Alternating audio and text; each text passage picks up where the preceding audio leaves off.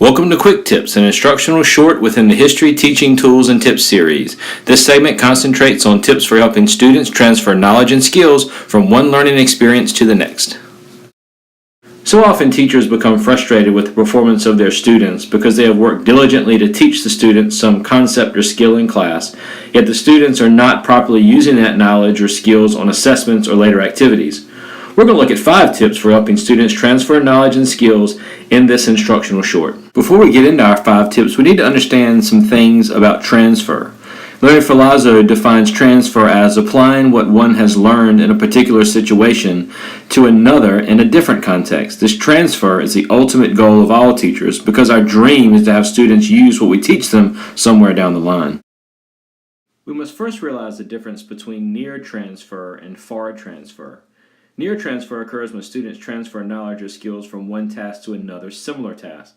This may happen when we teach them to, say, analyze a primary document one day and then have them analyze a similar primary document in a later lesson. The correlation of the skill set is more closely evident to them as they work through a similar task, say identifying the author's purpose in the 2 documents. Far transfer refers to the transfer of knowledge and skills from an example we use in class to one that may on the surface seem dissimilar.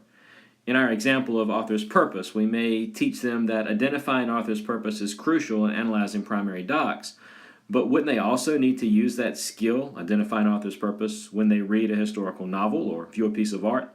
By helping them obtain far transfer, we empower them as learners. Probably the most important element of teaching to support transfer of knowledge and skills is to model the thought process or skill with our students. Effective modeling, and particularly Think Aloud, helps students see the thought process in action. We can help teach them to regulate their own thought process. This is a vital element to developing metacognitive thinking. This crucial transfer element of modeling leads us to tip number 2, gradual release of responsibility. Often referred to as I, we, they teaching, this is an instructional implementation model where we present the concept or skills through direct instruction, lead the students through multiple examples by using modeling techniques like Think Aloud, and then allow or ask them to try to use the knowledge and skills on their own. Remember though, the real learning occurs when we go there with them in the we or modeling phase. Our third quick tip is to teach students routines, procedures, and strategies that will guide their thinking. So often we assume that students know what we're thinking and how we think, so we go off on complex questioning tirades that are impossible to replicate. I'm a fan of designing acronym-based protocols that can, through practice, become easily remembered and applied later. If they can remember it and remember how to use it, they are likely to use it on their own. Our 4th transfer tip is to use and return consistently to an original modeled example. When we teach and model a strategy for, say, writing an argumentative essay, return to that same original example over and again each time we reteach or review that strategy throughout the course. Students are likely to remember that first example more clearly because we usually do more modeling with our original example.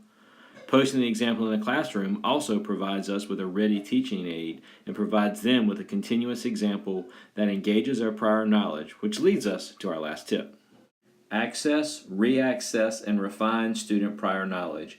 Cognitively, students will be able to grow their knowledge and understanding if they can attach it to or subsume it under something they have already learned or experienced.